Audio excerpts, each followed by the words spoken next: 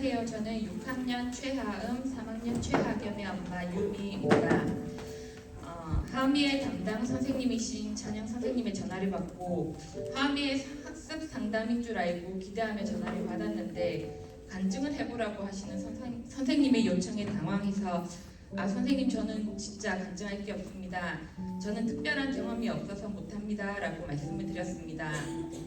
그래도 계속되는 선생님의 요청과 업무 전화로 인해 우선은 알겠습니다 라고 말씀드리고 그때부터 고민이 시작되었습니다. 전 말주변이 있지도 않고 글재주도 없을 뿐더러 사람들 앞에 나서는 걸 많이 부끄러워합니다. 하나님 저에게 왜 이런 시련을 주십니까? 앞서 간증하셨던 분들처럼 전 사람들에게 감동을 줄 만한 일들이 없습니다. 라고 전화를 받은 날부터 계속 마음으로 하나님께 징징거렸습니다. 아이들한테도 약속은 꼭 지켜야 된다고 당부를 했는데 어른인 제가 어길 수는 없는 노릇이니 말입니다. 회사에 있든 집에 있든 어디에 있든 간증거리만 생각했습니다.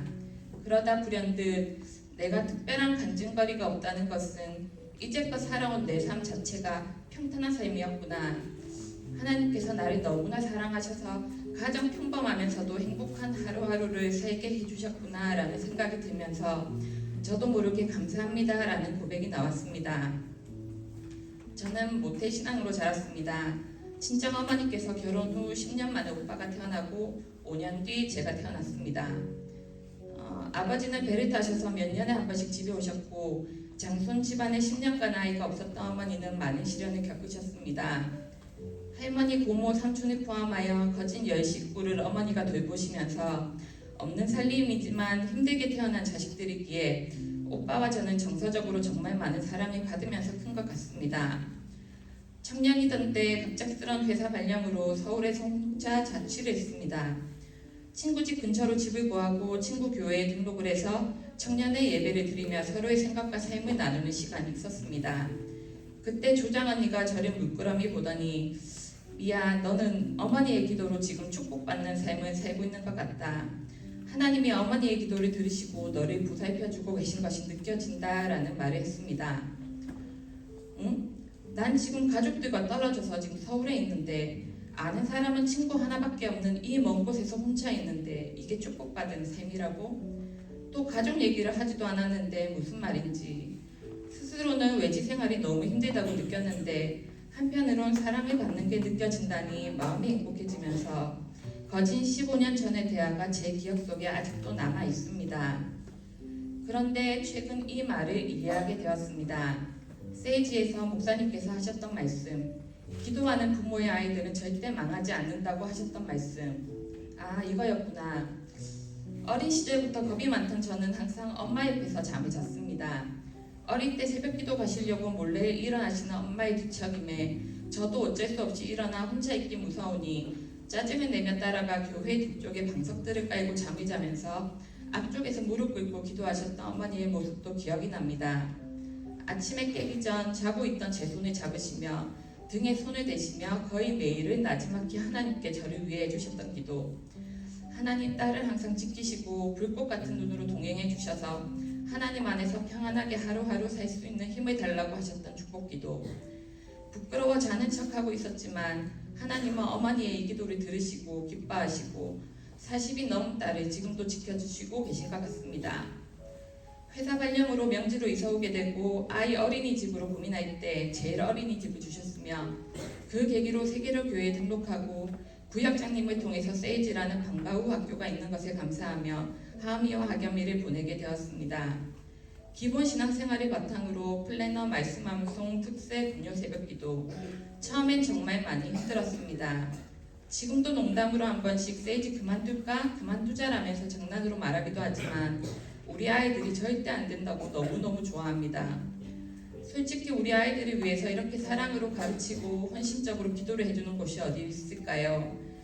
아침 일찍 학교를 가서 집에 잠시 왔다가 밤 9시에 오는 초등학생, 너무 힘들까봐 만류했던 다니엘 반을 우리 하은이는 너무 재밌다며 힘든 내색 없이 대견하게 너무 잘 해내고 있습니다. 아침잠이 많음에도 특세하는 기간이면 꼭 깨워달라고 하는 엄마보다 나은 딸입니다. 하은이 덕에 엄마 아빠는 하은이와 함께 새벽 기도를 하려고 노력합니다. 아직 어린 학염이 또한 예배 노트와 플래너, 말씀 암송, 감사 제목 적기 등 매일매일 할 일을 열심히 합니다. 친구들과도 사이좋게 지내고 인사성도 바르다고 선생님 말씀하시면 너무 뿌듯합니다. 하나님은 저의 부족함을 어쩜 그리 잘 알고 계시는지 가족과 교회를 통해 그 부족함을 채워주시고 감사하게 하십니다.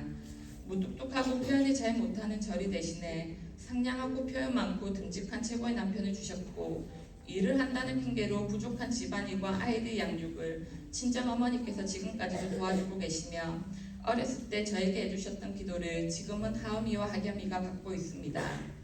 감사한 마음을 표현도 못하는 딸인 저를 대신해서는 문자와 카톡, 편지, 그림을 통해 사랑 표현을 하는 속 깊은 손녀겸 딸인 하은미를 주셨으며, 온몸으로 사랑을 표현하며 웃는 눈으로 입술을 쭉 내미는 애교 많은 손자겸 아들인 하겸이를 주셨습니다.